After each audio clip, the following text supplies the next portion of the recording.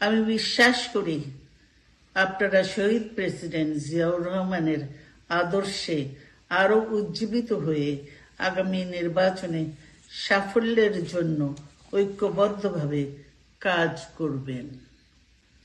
এমন কোনো কাজ করবেন না যাতে আপনাদের এতদিনকার সংগ্রাম আত্মত্যাগ বিফলে যায়। আমাদের সব সময় শহীদ প্রেসিডেন্ট জিয়াউর রহমানের সেই উক্তি মনে রাখা দরকার, ব্যক্তির চেয়ে দল বড়, দলের চেয়ে দেশ। বাংলাদেশের সর্বস্তরের মানুষ, বিশেষ করে তরুণ সমাজ আজ এক ইতিবাচক গণতান্ত্রিক পরিবর্তনের জন্য উন্মুখ হয়ে আছে।